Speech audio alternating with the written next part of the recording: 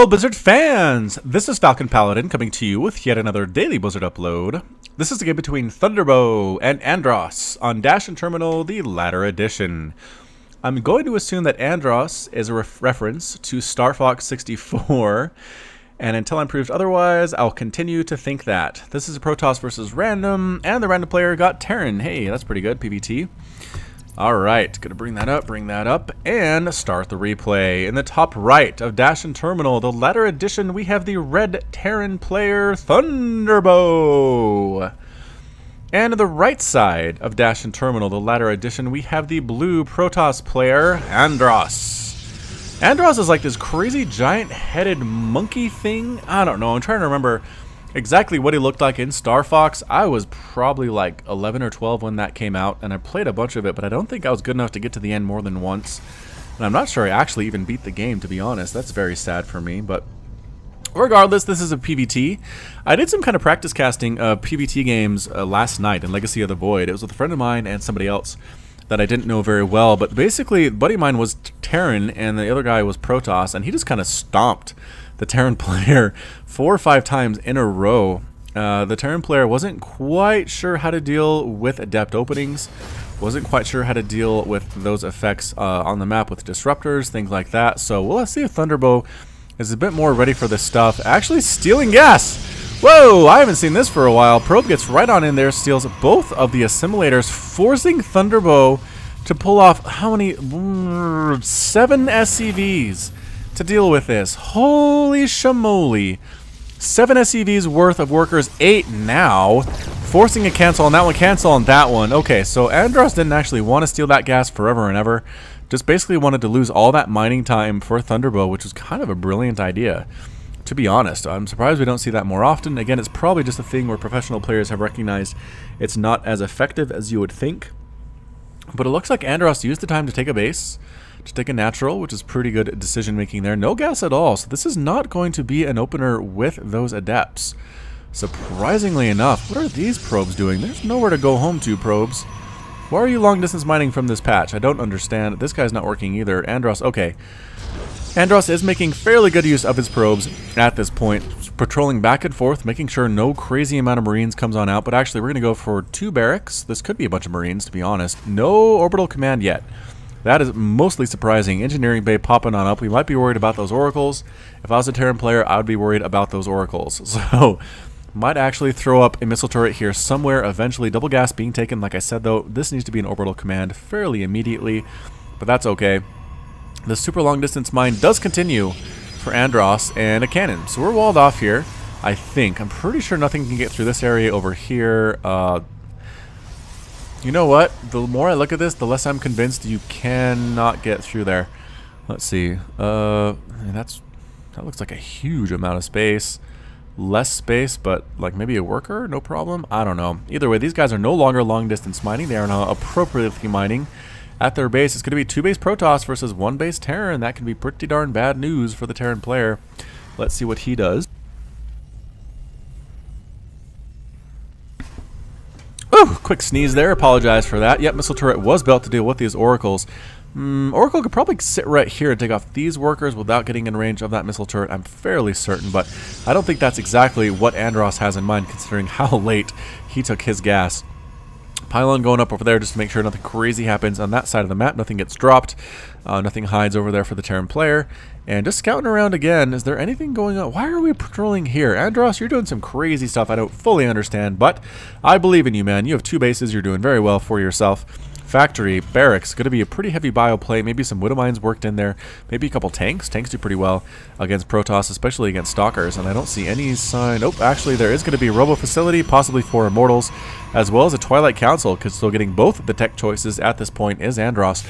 Thunderbow, or Thunderbow, probably Thunderbow.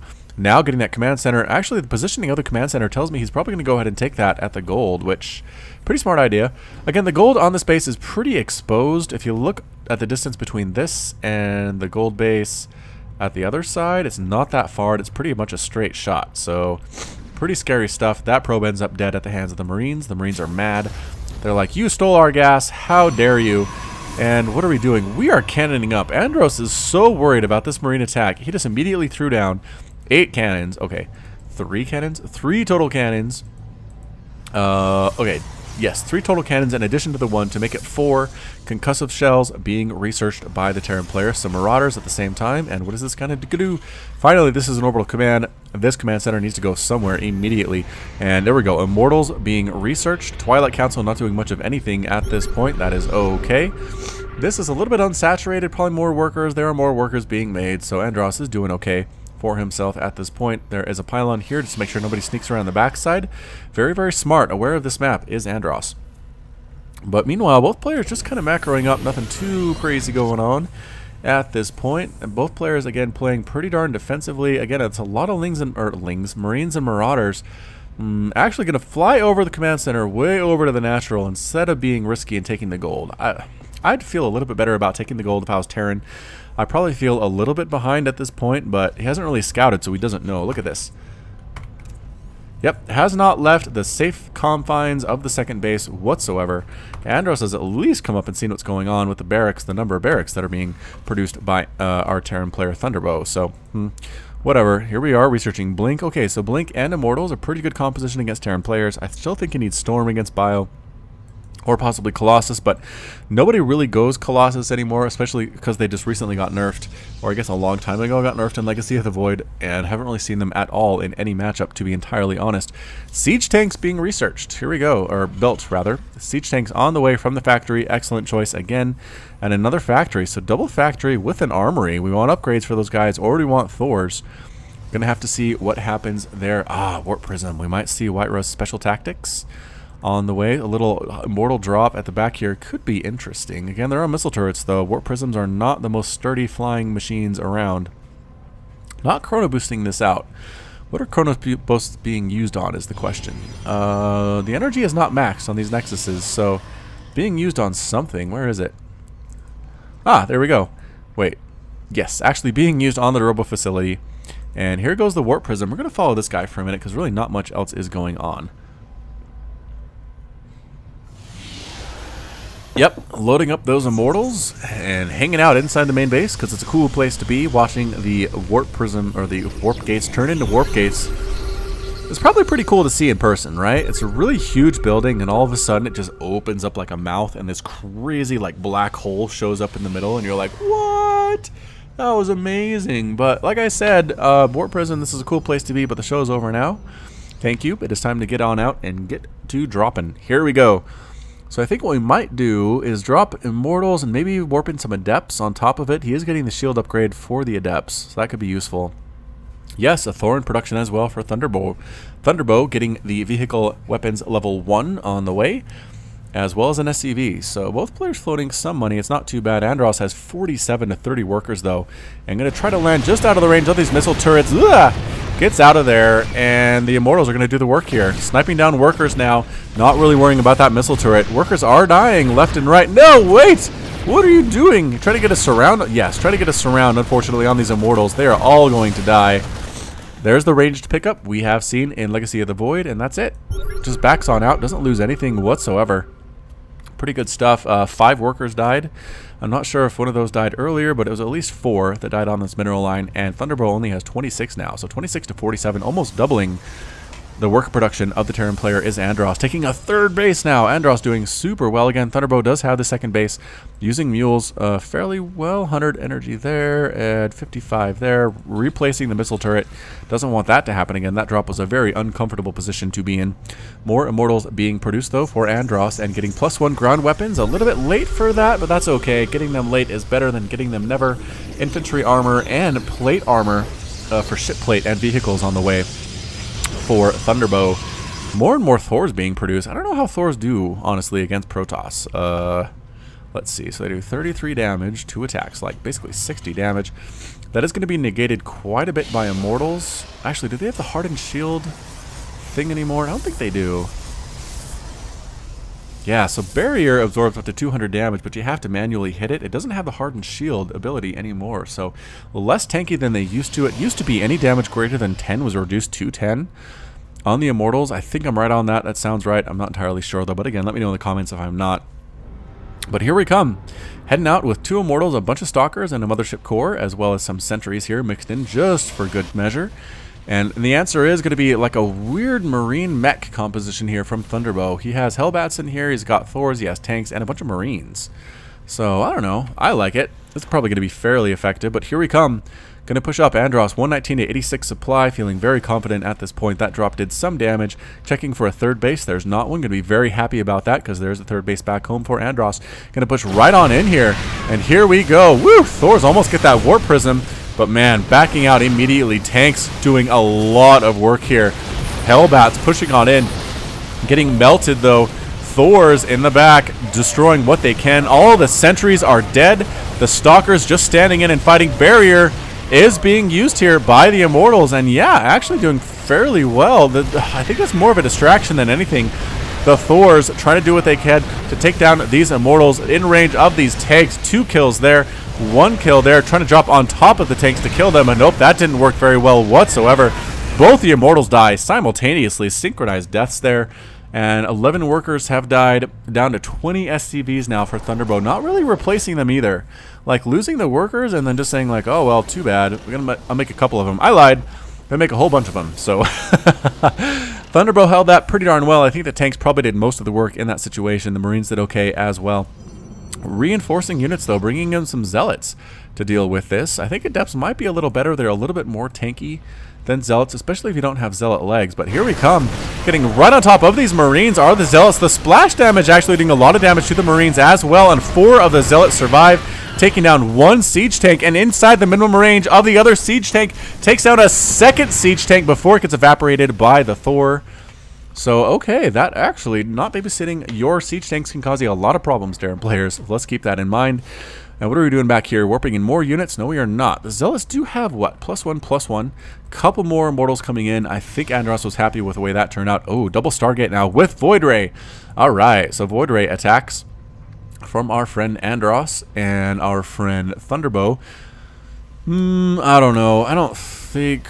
Missile launchers do 14 damage versus light. Void Rays are not considered light, but it's 4 attacks. Okay, so... hitting pretty darn hard. What are Void Rays considered? Are they considered armored? Let's see. Most Protoss stuff is. Waiting for this to be produced. Boop. There it is. And it is armored mechanical. Yeah. So they don't do that extra damage against air light units like they do against Mutalisks and Phoenix and things like that. We're going to back on in here. There we go. Just had to alt out real quick. Windows was complaining I'm running out of memory, so I think I have too many tabs open in Chrome. I have to take care of that after this cast. Going to try to drop in here again, but there are missile turrets. Run away, Warp Prism! No! Ends up getting exploded. These Immortals are on their own. They do take out the missile turrets, going after workers again. The responding army is a little bit slow and a little bit slow to get there as well. Man, SCV's dying left and right here. 14, 15, 16 have now died in the game. And the Immortals say, you know what, we understand we are going to die. We're going to take as many workers as possible with us. Another one ends up dead, and another one ends up dead. Thor dies as well. There's the barrier ability coming up, just trying to stay alive just a couple seconds longer. The Marine dies as well. Immortal has 8 kills, is a mentor. Can it get 9? No, I don't think it did, and it died. But it died for ire. It did pretty darn well for itself. Thunderbow back down to 22 workers, a very sad position to be in as well. A lot of Void Rays are here. Upgrades are pretty good on those. Plasma Shields, Armor 1, Prismatic Beam, +1 attack on those air units as well. So upgrades for air is good. A lot of the time I'll see Protoss players who kind of swap over to air, but they haven't been getting air upgrades at all to the game to this point, so they have no upgrades whatsoever. They're a little bit less tanky and less damage dealing than you would expect. So zooming back on in, I feel like I'm a little bit zoomed out here. I don't know why. The Zealots look small. They look small to anybody else. I don't know. A lot of Zealots, though, for Andros. He likes him some Zealots. +2. Here we go. +2, +2, +2. Are we going to get +3, +3, +3? It's been a while since I've seen that from a Protoss. They usually kind of ignore the Plasma Shields altogether, but nope, not Andros. Andros likes those. Fleet Beacon on the way. Might actually see some carriers. That'd be pretty darn fun. And more Stargates, and finally a Templar Archives here at the 13-minute mark. It is crazy how fast Legacy of the Void games are, right? I mean, it feels like this has been going on for 20 minutes, but it's only been 13, really. 14. We have a long way to go. This sensor tower doing fairly well, making sure nobody comes up this area without being spotted. Another sensor tower here maybe would be good, but neither player feeling brave enough to take the goal. Taking another base is Andros. A lot of guys just kind of hanging out, but that's okay at this point. Andros, I think, can handle this with 57 workers to 25 for Thunderbow. Mining fairly well. Again, not using much use of the energy for the orbital commands. Researching ship plating and vehicle, level 2 there for the Thors and the tanks. How many tanks do we have? 3 tanks and 4 Thors, so nothing too insane, but here we come. I think these Void Rays could probably win this game by themselves at this point. The Thors are really no match for them. The tanks can't shoot up, so this might be our final push, ladies and gentlemen. Here we come. Zealots on the way, leading the charge. Their tinkiness is extra because of their shield upgrades, level 2 there. And yeah, getting +3 there, +3 shields as well. Checking for a third base, there's not one. And here we come. The Void Rays pop right on in, trying to snipe down units, workers, and they say, you know what, forget it. We're not going to run away from these Thors. We're going to take them down. But the splash damage actually doing better than expected at that point. So the Thors don't hit super hard, but the splash damage on the air is really nice. But here we come, Zealots getting a full surround, a bit of a full surround there with the charge. 2 Thors die immediately. These guys kind of backed into a corner. Gonna go down fighting though. Go down Arnold. Ends up dead. Zealots are dying, but I don't think it matters at this point. They're taking Thors with them, and that is cost effective. Everybody. The Void Rays come back in with their shields, somewhat regenerated. This Thor, though, is still here, splashing, and the single Thor is enough to actually chase away the Void Rays. So Thunderbow survives that attack somehow. More Void Rays are on the way. Come on, it's a single Thor. We can get it. But believe in yourselves. There we go. Are they going to believe in themselves? Kind of. There are 2 Thors and a missile turret here now. That's enough to be scary for any number of Void Rays. Group B comes in. Are they going to be able to get these Thors? They're going after the tanks. That's pretty good. And the Thor evaporates. Second Thor evaporates. Yes, that +1 attack is really coming in handy right now. Taking out Marines, not the most cost-effective use, but that's okay. Sniping down this orbital command, and that's it. Thunderbow is defeated, leaves the game. Andros is victorious, and that's it for your PvT. So pretty fun stuff there.